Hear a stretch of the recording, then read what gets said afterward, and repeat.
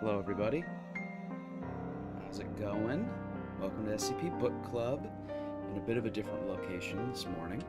Afternoon, rather. My schedule this week has been very busy, which has meant I've had to reshuffle where some of my streams are going. So we're doing SCP Book Club on a Friday, which means my dad is working right now in the basement, and I can't do my stream down there, so we're doing it in the office today. But it should still be fun. I think it'll be good. Yeah. So today, we are discussing SCP-2422, A Friendly Family, by OverThinking. One of my personal favorite articles on the wiki. It doesn't seem to get talked about very much, but I'm a big fan. I've loved it for many, many years. Give me just a moment. I'm going to be sharing around the link to some pals.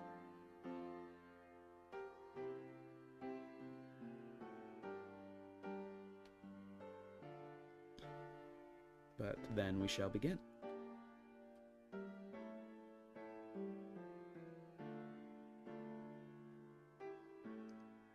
So yeah, just give me a little bit. Beep boop bop, as it were.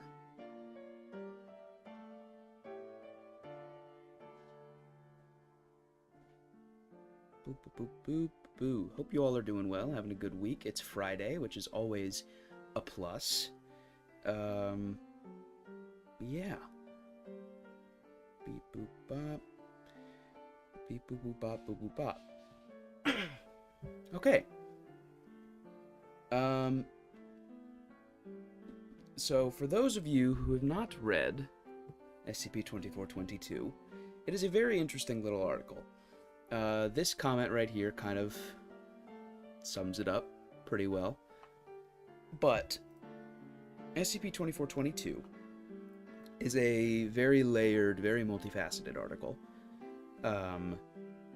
It's one where if you just read the main article itself, it may even seem unremarkable. It's, it's a family of 4 who all have weird, different psychic abilities based on eye contact.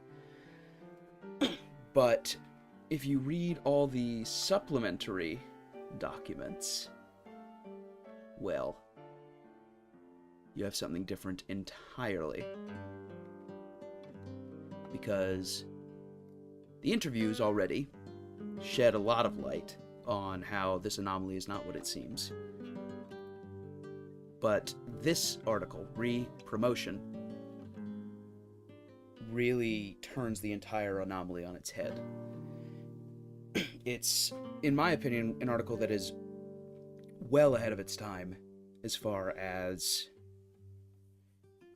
having layers and having different pieces of the article get revealed slowly as like a slow drip of information, which is commonplace now, but at the time it was getting there, but it definitely was not the norm on the wiki. There were still some growing pains. I mean, this is the 2000s, it's a series 3, so we're still coming off of a lot of short and sweet articles. Not that they're bad, but that still tend to conform to the writing conventions of early SCP, that being short, relatively simple to understand articles. And this article comes along, and although it doesn't have too terribly many upvotes, and doesn't get talked about very much, I think it is a great example of how SCP was evolving as a writing medium. So I guess let's just dive right in. SCP-2422, or 2422 I suppose, is a group of 4 humanoids. Basically a family of 4. You have the father, the mother, the daughter, and the son. They all have different properties. They all have specific telepathic abilities. And so yeah, at first it just seems like, based on this initial article, there's links to interviews One of them has a mild case of depression. Suggested this may have been feigned. Yeah, the whole thing is, they basically exhibit unique anomalous properties. All members have passed standard examinations. The extent of congeniality has been tested. All members reacted in an unflinchingly amicable manner. They have repeatedly apologized for any burden that 2422 has placed. So, you got the father is able to determine the intelligence of someone they make eye contact with. The mother is able to determine what someone was doing for the last 22 hours. The daughter is able to completely mirror any emotional state of someone who makes eye contact. And the son will be able to determine someone's true opinion on a topic after having a conversation with them.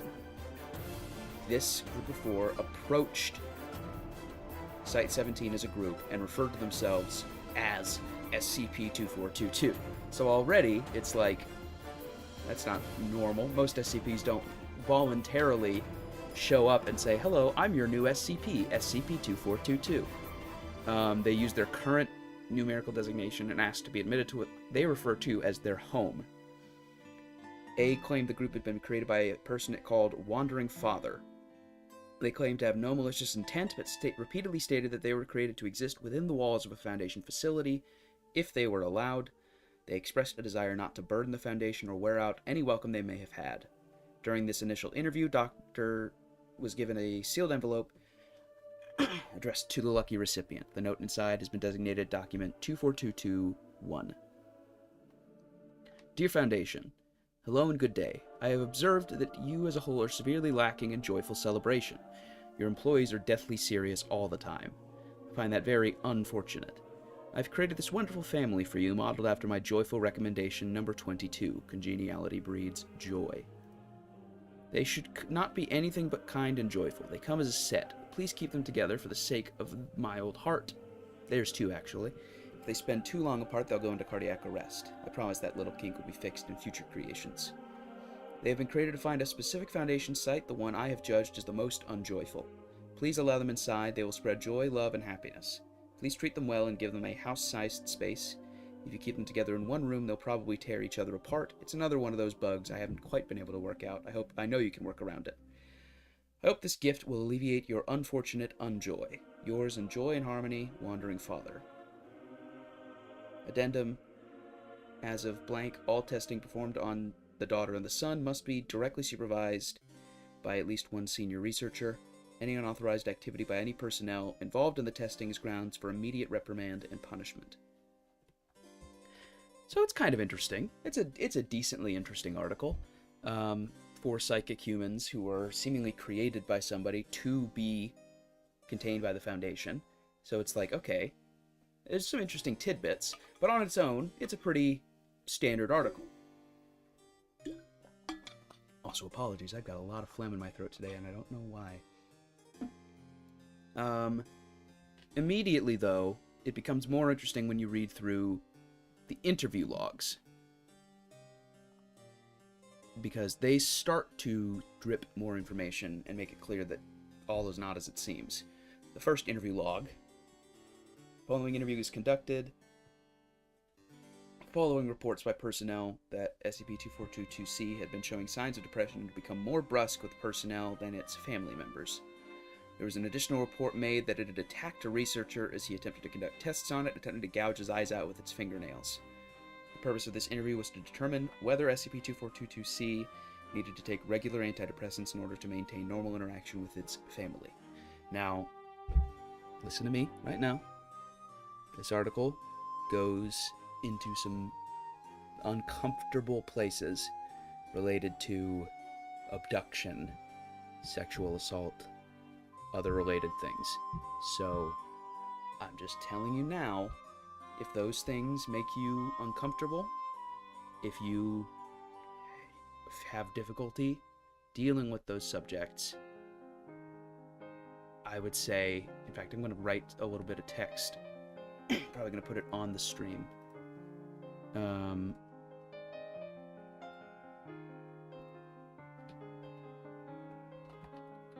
Why is it so big? Come on. Come on, OBS, work with me here. But I'm going to put a little trigger warning.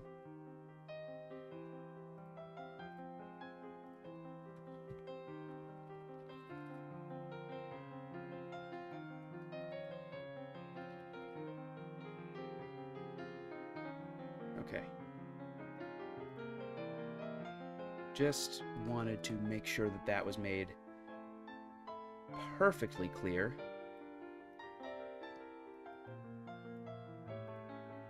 Because I don't want anyone stumbling in here and ending up reading something that makes them really uncomfortable. Because that's not what we're here to do.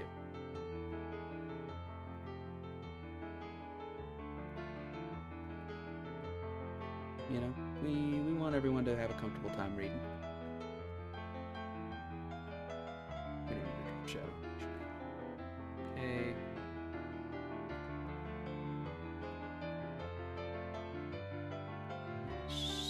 Resize this slowly but surely.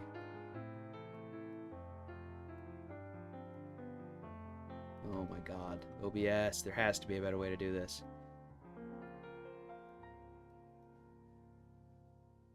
There we go.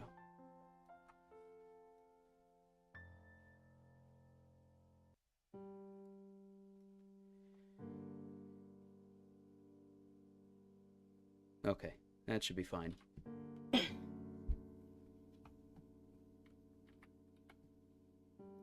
Alright. But yeah, so just wanted to make sure that was clear because this article goes to some pretty dark places. And I don't want anyone to be made uncomfortable if they don't want to read about those things. So this interview, C has been, the daughter has been rude to some personnel. I know what a project director is. I'm not stupid. I'm sorry. I didn't mean to imply you were. Yes, you did. And immediately it's clear this is going to be difficult because, well, she can tell what people are feeling if she makes eye contact with them. So, Welsh has to be careful. I don't want to talk about it.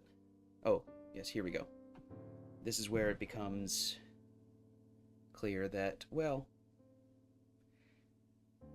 you know, there's trouble in paradise. The supposed paradise that these anomalies claim to be in, that they just want to create joy. He made me uncomfortable. The person who you said I was rude to, he made me uncomfortable. What do you mean? I don't want to talk about it. If you were treated badly, it could be grounds for an investigation. You tried to touch me. You said it was to take fluid samples from Mike.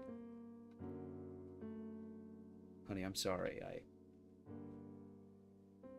don't know who taught me to read. I was never really a child, you know. I just kind of, I don't know how I was made. But anyways, it was this book about a girl who's going to commit suicide, so she travels far away. Oh, well, I guess I should add that to,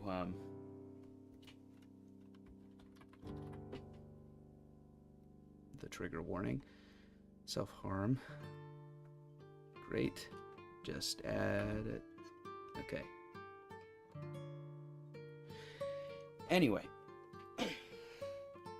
Then at the end, it turns out she wasn't trying to commit suicide at all. She was just leaving. She wanted to be free. It was a really good book. I want someone to care about me that much. I was created to cause other people joy, but I don't know what joy feels like. I want to be free, but I can't. I sound like such a fucking cliche, but I can't be free. I am not a humanoid. I am a human. You can go fuck yourself, doctor. I am not an object, and you know what? I will not stand for being treated like one. The next time someone calls me a humanoid, I swear I'll slit my fucking wrists. Don't doubt me on that. I was not born, and I've never lived. I've never talked to other teenagers, never eaten a hamburger. Hell, I've never actually had sex. I don't deserve those things any less than you do, doctor, whatever. So stop being so condescending to me. I'm lonely, and I'm going to continue being lonely. I've accepted that. I know you won't let me leave, but you might as well treat me with common decency. Alright? I'm sorry. Glad to know you're telling the truth. I'm leaving. And this is where it becomes clear something is not right. Because, well, They're all supposed to be happy. They're a friendly family. You know, they're designed to make people happy. And clearly, the daughter is not happy. For several reasons. We get the recommendation from this doctor that she be administered standard strength antidepressants regularly. And that leads right into the next interview. Made a request to have a follow-up interview to ensure the amended containment procedures were effective. The interview conducted produced no pertinent information. However, the daughter subsequently requested regular meetings as a sort of therapy. These sessions are recorded for the purposes of record keeping. They almost universally contain no information of interest. On the 3rd of some month, however, she revealed relevant new information concerning the nature. Irrelevant data has been removed from the following log, but retained in Project Director records. There's a link to another article. We'll get to that. Okay, I guess how have you been? I'm certainly glad you've been feeling better. Do you have any idea why? No, you're not. Why are you so nervous? I know you have Mom put stuff in my food. Just like everything else here, right? Here's where we get some real wrinkles. Well, your family certainly seems satisfied with their lifestyle. Do you really think that? Well, they haven't given us any indication otherwise. We're programmed not to. Hang on, let me try to resize this just a little bitty bit. Just move, window, please. I'm trying to make it so that that text is on its own little... Well, now it's unreadable. Cool. There we go. I just wanted to make it so that that trigger warning was clear and easy to see. Well, your family certainly seems satisfied with their lifestyle. Do you really think that? Well, they haven't given us any indication otherwise. We're programmed not to. By Wandering Father? Yes, by him.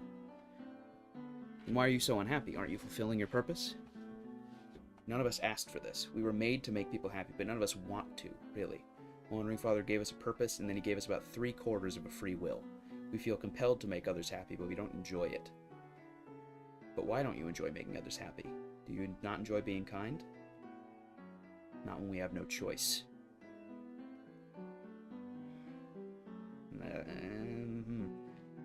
Look, you have to see what we do when no one's around. I know you have cameras in our rooms. You haven't seen my parents after they go to bed? They have a habit of concealing themselves entirely by their covers. We figured it's best to allow them a small measure of privacy. Oh my god, do you think they're having sex? Well, we assumed. They hide themselves because they don't want you to see them crying. You mean they don't like it any more than I do. They just care more about hiding it. You're sorry. I know. Frankly, it's not good enough. Following the interview, the doctor went on a 2-week leave for mental health purposes. And that's it as far as the main documentation. What is going on with this window? But, as you saw, there was a link in that last article to another article, Re-Promotion. And this article takes all the little loose ends we've had and decides, let's answer as many of them as we can. And I know I've talked about how one of the main things about SCP that makes it effective is the fact that they leave you with more questions than answers. Now, this article does that still, but it also manages to answer a lot of questions in a very effective, compelling way, while leaving you with enough loose ends that you still end up asking yourself a lot of questions and coming to your own conclusions. Golly, my throat. So, the beginning of this article is Liz, who, spoiler, that's the doctor who's been interviewing her, emailing the new site director, Stan, or not site director, project director. Hey Stan, it's great to hear your son's doing better, yada yada. Congrats on your promotion. I can tell you the job isn't easy. SCP-2422 may not be the most difficult bunch to deal with, but some of them can be quite the handful. As you know, we do a lot of interviews with the members of 2422. I'm not going to make you read all of them. Most of them are really boring anyway. I'm just going to attach a couple of transcripts we've deemed important to read. You'll recognize the second one. An edited version of it is attached to the standard article. This one, though, is complete. All the expunged data is there. There's a lot of it, too. Since I'm not technically the project director anymore, there are a couple of things that have been blacked out in my copies of these files. All the files are compressed and attached below. Happy reading and good luck. And so we get a bunch of little bits in pieces that shed light on how these things work. First, an interview with the father. Doing well. How you liking the facility? So glad you've allowed us to stay here. Not usually this emotional. You gave us a purpose. We're forever in your debt. My family's my responsibility.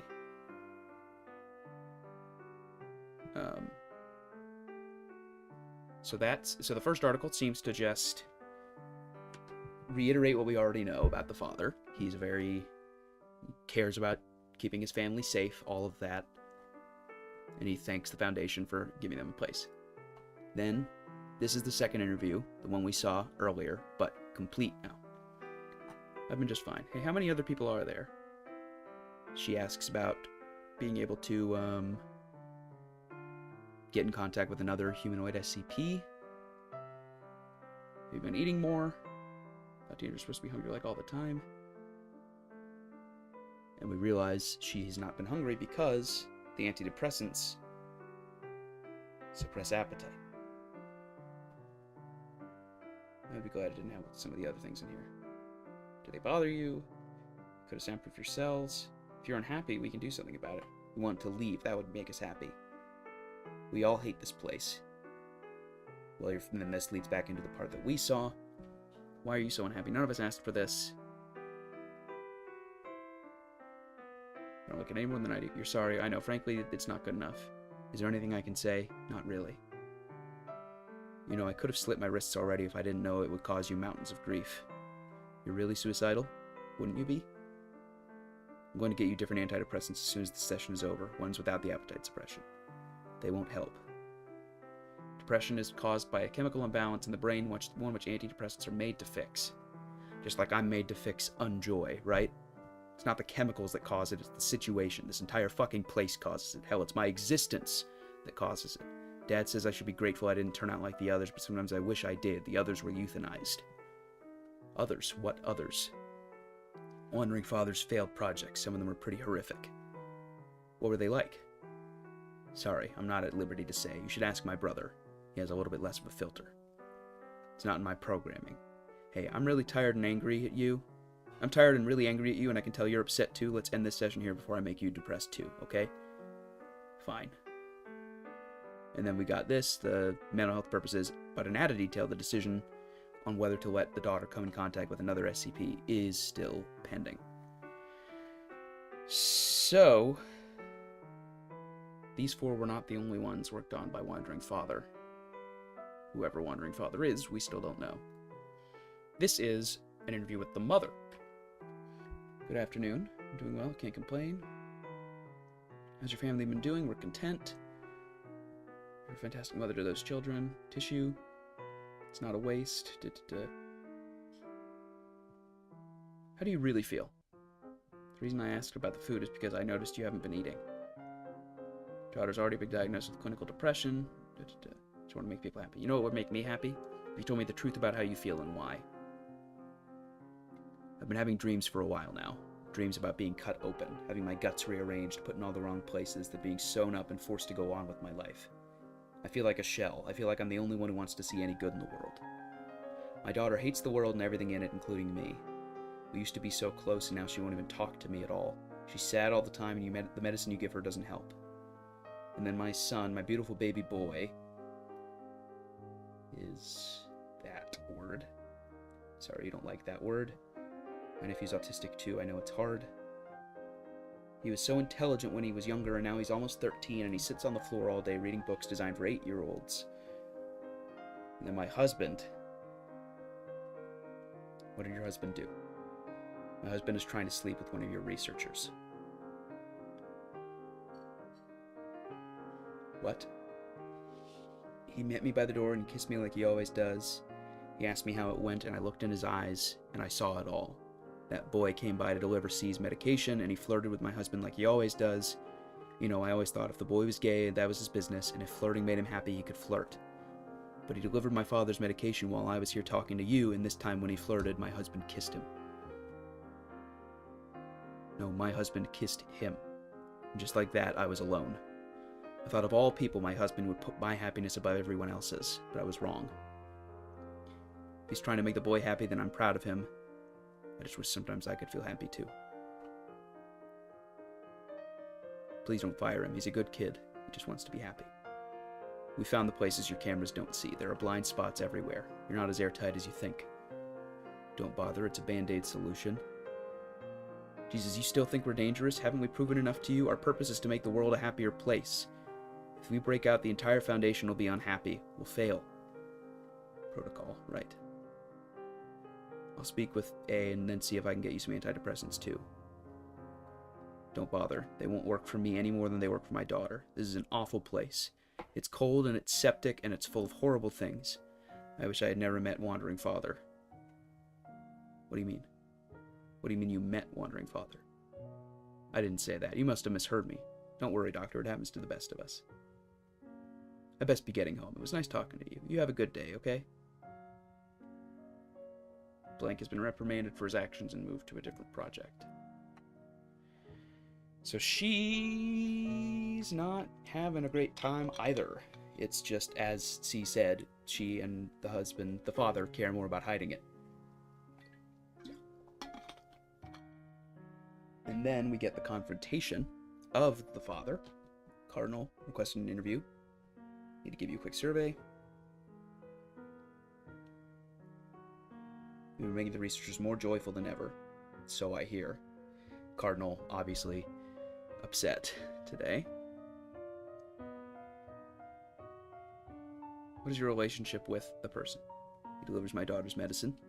And that's all? I'd be much happier if you didn't lie to me. Your wife told me herself. Thought it would make him happy. You knew full well what she could do. There was no way you thought you could hide it. You didn't care about him. You didn't even remember his name. Why are you so invested in this? Because you forced me to report my boyfriend to our superiors for sexual assault on a humanoid. So what game are you playing? I know now you're willing to cause pain and suffering, so why have you been so careful about your lie? You don't need to cause joy, so why do you? I want to be happy. You and the rest of the world. How can you be so willing to cause others pain? Haven't I suffered enough? Don't start with a melodrama. Whoever this wandering father is, he's dangerous. Don't talk about him. Don't say his name. He'll hear you. Shut your fucking trap. I'm sorry. Good. You're manipulative. You can make them, but I'll know. Please don't mess with Wandering Father. He's dangerous. I don't suppose you'll tell me why. No, he'll hear. He'll cut me open. He'll blow my brains out. He'll kill me. Right, you're insane. No, you don't know him. Dr. Cardinal has gone on leave indefinitely. His request to instigate stricter security measures is pending approval. And then, we get recordings about things that have happened in their containment chambers. Mostly just D moving around. All these different things. A moves to kiss B. B forces it away. D enters the chamber. B is drinking apple juice. A is in bed. They're not lying together. Suddenly the camera activity is interrupted. Suddenly they're laying in the bed, and there's a bunch of shattered glass and apple juice. B stands in the center. B takes a piece of glass and stashes it away. D rises from bed. B rises from bed, retrieves the glass, drinks. B embraces D. They stand, they move together. B presses its forehead against the wall. B's washing dishes. They fight. C and D look through the open doorway. C embraces D and begins whispering to it. B reaches for the cabinet under the sink. A strikes B across the face. A shouts at C. C carries D away. A follows. C lays down beside D, embracing and rocking with it. Leans against the kitchen cabinet, retrieves the large shard of glass. She begins to weep. They fall asleep.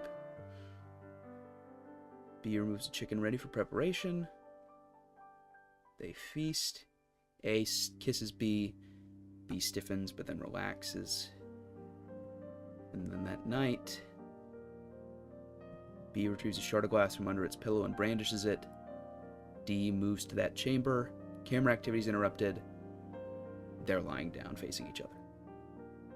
And it's always D, always the son, in the room whenever the camera quality goes away, whenever the camera activity is interrupted and things change. So, we get an interview with D. Dr. Blank suggested that D might be the most willing to share information it could about Wandering Father due to its seemingly limited self-awareness. Put that on your coat. So, D, wondering if you can tell us about Wandering Father. I've been reading about snakes. He made me. He's beautiful. What does he look like? He is unknowable. He is eternal. Answer my question. Shut up. Do not presume to give me orders. I am a soldier of God. Sit down. You believe you are the high and mighty because you imprison that which you deem unclean, because you charge into any situation where you see possible gain, because you have hostage the sons of Adam side by side with the spawn of Satan. You believe you are capable of understanding God. It's not, oh, but it is. And you do. You don't believe in God. Do not tell me what to do. God shall strike you down, you and all the other sinners. He shall release his creations upon the earth, and I will be by his side, laughing as you feel the flames. I said, sit down. Screams and falls back as if forced by an immense weight. You are not God. You are a pathetic, whiny bitch trying to make your way in a world which has no place for you. I ought to kill you here. I'm sure it would make my charges safer if you were. Holy fuck, get him out of here. 2422 was placed under increased security for several months. Such measures were deemed unnecessary as it seemed unlikely to repeat its outburst without provocation. The behavioral therapist who summoned the guards was given a commendation before being administered an amnestic. And the last log, rebirth. Given her positive relationship with C, Dr. Welsh volunteered to interview C. It was deemed important to understand the SCP's origins and true purpose. Hello, C. Listen, we need to know about Wandering Father. This isn't about that. That incident just served as a reminder of how unpredictable and dangerous you four are and how little we know about this man. You think we're dangerous? I do. And from now on, I'm going to be completely honest with you. Can you do the same for me? I'll do my best. Okay, who is Wandering Father? I don't know. That's alright. Where does Wandering Father live? I don't know. What does Wandering Father look like? I don't know. C. Who else is watching? Nobody else can see in here. Bullshit, that wall's one-way glass. Get some details. C starts telling a third-person story about a girl named Misty. She lives in Toronto. She loves to live. She meets a boy named Abe. She flirts with her. Being the poor, naive creature that she is, she ends up dating him. Pretty predictable, I suppose. Anyway, one day he asks her to come down to his basement. He says he wants to show her a science project. She agrees, and the next thing she knows, she's tied to a pole in a dark room. She later finds out that as she went down the stairs, he hit her on the back of the head with a ceramic plate. When she wakes up, she calls out to the darkness and finds out she's not alone. There are 4 other people down there with her. They are also tied up and have been down there for different lengths of time. Her first thought is that he's trying to make a porno. Then he unties the first of the men, his name is Jeff, and leads him into another room. Jeff makes eye contact with the second man, Dave, as he passes. He says something that Misty can't make out. Looking back later, she realizes it was probably, "I love you." The remaining 4 wait in silence. After about 7 minutes, there's the sound of a scuffle, then a gunshot. Dave screams. The boy, his name is Zane. He starts crying, and Abe just opens the door, and he says really calmly, "That trial failed." Then he unties Misty and begins to lead her into the room, and Misty resists at first, but he puts the gun to her head, so she cooperates. He sits her down and says, "Let's try this again." Misty has seen the blood on the wall, and she decides to play it along. She fakes every reaction the way she thinks he wants. Then he begins to explain to her what her new life mission is, to bring people joy. He says when she wakes up, her only thought will be about how to best bring joy to people, only stopping short of sexual favors. This, he says, is a restriction he's placing on her because he genuinely likes her. He tells her he will give her special powers through an injection, powers that will help her know when she is fulfilling her purpose. He He says he stole the formula from a master database of a worldwide anomalous power.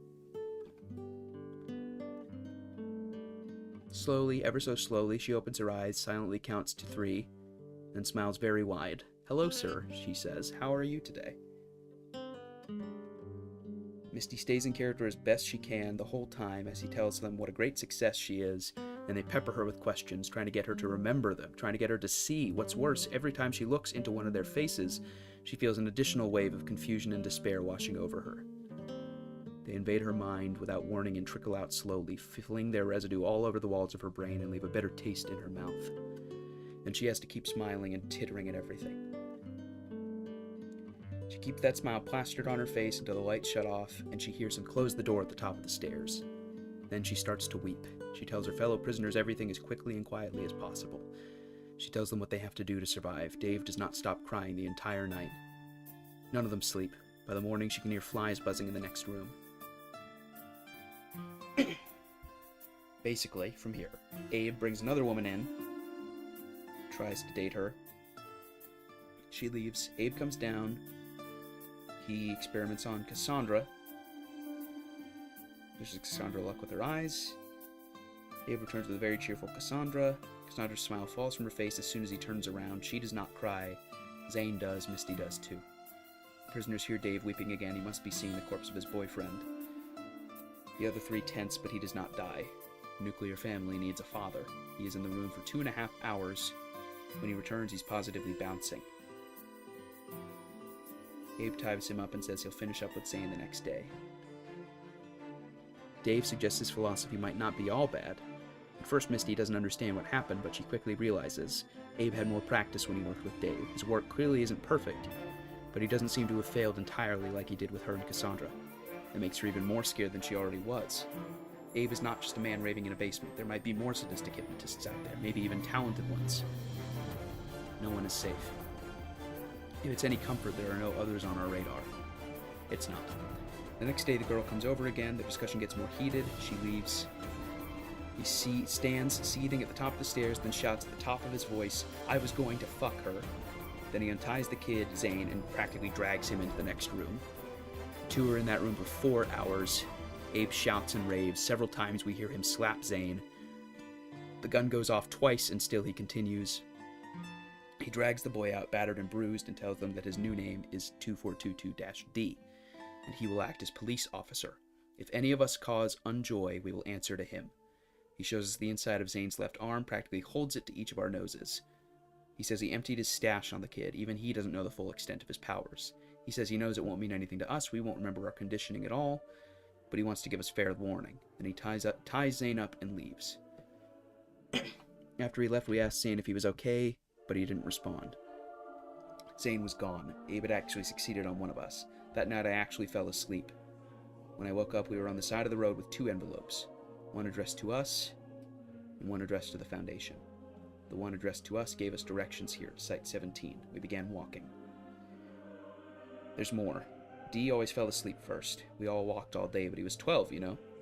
So after he went to bed the first night, we all agreed to fake like Abe's hypnosis had worked on us too, because we didn't know what D was capable of. After that, we worked on figuring out. Also, I love the change in the middle of this. She shouts. I didn't even notice. That makes her even more scared. If any of us suddenly changes from them to us. Wanted to give us fair warning. We began walking. After that, we worked on figuring out what our new powers were. Those we had. He hadn't had to hypnotize us to give them to us. He injected us with something. None of us liked it. All of us were upset and disturbed. None of us could talk about it. We hoped something might change once we reached this mysterious foundation. We hoped that at the very least you would kill us. But hey, look where we are now, all doped up and ready to go. We never talk about Wandering Father or our emotions, because D can't tell how we feel about anything unless we talk about it.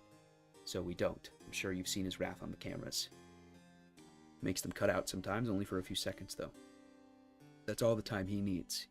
He's not autistic. He's still in shock. He just follows his programming to the letter. Yes, I promise. Well, I guess I can't talk at all around him now. I've told you my whole story, so anything I say will make me think of this. Then he'll hurt us all. We have amnestics I can offer you to help you forget. No, I need to remember that someone knows. I need to remember that there is hope. Misty's not dead, neither is Cassandra, neither is Dave. We're prisoners of Wandering Father and of 2422D to this day, but now someone can free us. Somebody knows. Is there any more to your story? Nothing important. Okay, is it alright if I sent you back to containment now? Oh my god, I upset you really bad, I'm so sorry. No, don't be. Don't you dare feel sorry for sharing your pain, ever. Do you understand me? Yes. Good. I'll see you on Thursday, right? I'll see you then. Goodbye, Misty. So, a lot of questions have been answered, because now it is clear these four were abducted, experimented on, and turned into the SCP in question, seemingly manufactured to be contained. Their lives destroyed, anything they had before gone for good. And then there's notes at the very end. Hey Stan, sorry to dump all that on you like that. My guess is you'll understand why I did it. I need you to understand, not just to know. My words can't do what theirs can. Now you understand why 2422 is so difficult and taxing to deal with. All of it. But there are a few more things you should know. 1. We are the only two who know this information. I conducted the majority of the interviews myself. Dr. Cardinal was killed in a car crash last year, as you know, and Dr. Blank willingly took amnestics after his interview with the Sun. Everyone else operates under the assumption that 2422 live only to make people happy. Number 2. 2422-B made a confession similar to C's very soon after. Almost all the details matched up, so I didn't include it. She, however, claims that Dave died in that basement, and Jeff is the one we currently call 2422-A. 3. All 4 members of 2422 have scars on their inner right arm similar to D's. Take that information and its implications as you will. Please don't disseminate this information at all. I've chosen you because I trust you. That's why I'm being so casual about this. That's why I sent this to this account, not your work one. We don't know what D is capable of doing to its family members or to personnel. Not that we can't handle it, but we don't know if it's worth the trouble. Treat them like people, okay? I've pushed for their humanity to be recognized for years, and I'm passing the responsibility of that maintenance on to you. Hold it carefully. I'll still be working under you in the project. If you need any help, just ask.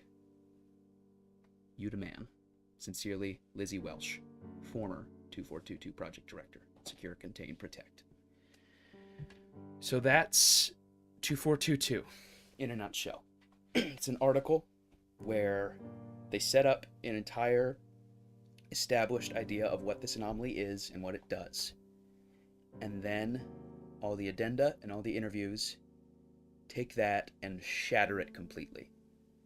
We learn that this idea of what we thought the anomaly was is in fact what Abe manufactured it to be. And that the truth is that Abe created them for some perverse fantasy. We never know quite why, we don't know how, but he did. And now they're tormented by presumably constant knowledge of what they've lost. I think these sets of articles are masterful. I think, despite being, as you can see, I mean, this is the highest rated document that's a part of this, and it's only got 181 upvotes. But my God, it just does so much with so little. It's not the longest article on the site. It's longer than most, but it's not the longest. But it does so much in expectation and payoff, and taking a setup of what you think this anomaly is. Hi, Chim. We've just finished reading a lot of the meat of this article, but we're discussing it now. But I think this article does such a good job of taking all these established ideas for humanoid, you know, oh, it's a big happy family that like to make people happy and have psychic powers. And then in these articles, totally changing that, making you realize these people are not happy. They were uprooted from their lives, forced to be something they're not. and now live with constant knowledge that their lives were taken from them and they were forced to be something else. And I think the way that it does it, with that slow drip of information slowly changing your idea of what the anomaly is brilliant. Especially that last article, that last interview, Rebirth, the slow change from her telling this story in the third person. There's a girl named Misty. She's only ever done pot once. She meets this boy named Abe and eventually changes to, you know, her even more scared, and then shouts. We hear him slap Zane. If any of us ever cause unjoy, we will answer to him. He shows us the inside of Zane's left arm. All this. We worked on figuring out what our new powers were. We all agreed to fake like Abe's hypnosis had worked on us too, because we didn't know what D was capable of. That change in perspective is brilliant, and it happens so subtly that I didn't even notice it until rereading it just now. I just think the characterization that Overthinking accomplishes for each of the 4 family members, the way the dialogue is written feels so real and makes you feel so much empathy for especially Misty, the daughter. I just think it's an absolute masterpiece, and especially for an underrated masterpiece.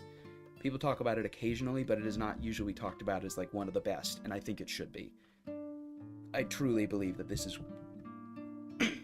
among the best articles on this website, SCP-2422 and its related logs. I just think the horror... the horror is so compelling, like most other articles that are scary, because it's so real. It preys on these fears of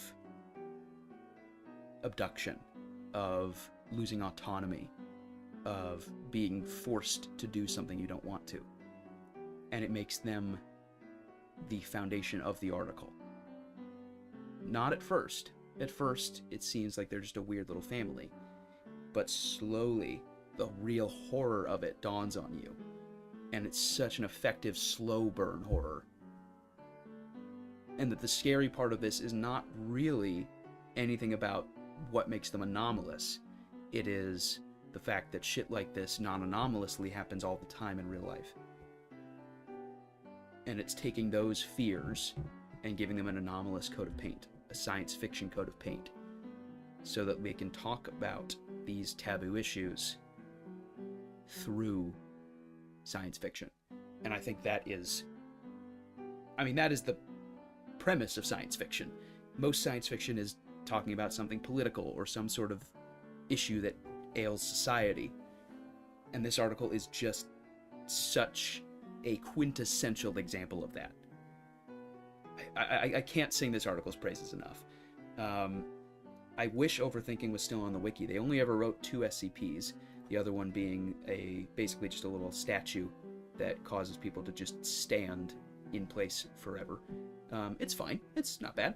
Not my favorite, but it's good. And then this, they wrote a tale about SCP-2116, another author's SCP. And then, of course, Re-Promotion, which is one of the logs on this article. And that's it. It seems like mostly they've migrated to the Backrooms wiki, which is, for those unfamiliar, you're probably more familiar with that, and a whole other creepypasta related thing that sort of turned into its own wiki. They also have some commentary on these articles. 2274 is the statue one. But then this was the 3rd article I published and the 2nd to survive. Until the publishing of its companion tale, it hovered in the teens. Both articles reached the mid-30s just a few days after Promotion was published. I wrote the tale because the skip wasn't strong enough to stand on its own. It was a case where the backstory was required in full, not just the vague details allowed by the SCP form. Anyway, I happen to like this article a lot. I can't decide if I feel it's more scary or sad for me. Either way, it manages to be more upsetting on its own than 2274. I wrote this article because I've heard many, many stories in all kinds of formats that portray the darkness and emptiness hiding under the surface of suburbia, stemming from the depravity or deceitfulness of its occupants. Whether it's actually there or not, I can't tell you, but I like the idea of turning that popular theme on its head, having the darkness forced upon the people unwillingly rather than coming from the people's actions and emotions. I tried to imagine a situation where that would be the case, and that's how 2242 was born. I hope I get to use the Wandering Father character again in the future. I look forward to seeing what other twisted things he comes up with. And that's about it. That's really about it. They've done some translation work. They've contributed to a couple little collaborative logs.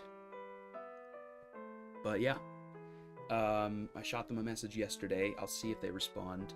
But yeah, I just think if you gotta have 2 articles and one of them's gonna be 2422, I feel like that's a pretty good legacy to leave on this website. So yeah, I just think I think it's masterful, and I don't have much else to say. Obviously, I've been streaming for about 50 minutes. This may end up being one of the longer book clubs, but I think this article deserves it. I think it's one of the best, and it's been a favorite of mine since high school. So yeah, sorry, Chim. I know you're hoping to hear more about this article, but you can go back through if you want and listen through some of me reading through bits of the article. Fair warning, as you can see, there's a trigger warning right here. Contains discussion of SA, self-harm, and abduction. There's also the use of a outdated slur against neurodivergent people, the R slur. So just fair warning. Yeah, I think that's about it for this week, but I just really wanted to shine light on an article that I think deserves far more attention than it gets. So there you go. That about does it for today. I hope you all enjoyed. For sure need to watch the whole VOD. Yeah, it's worth it. Or at the very least, you can always, I've got the link in the description to this article. You can always read the article there. It's well worth it. Trust me.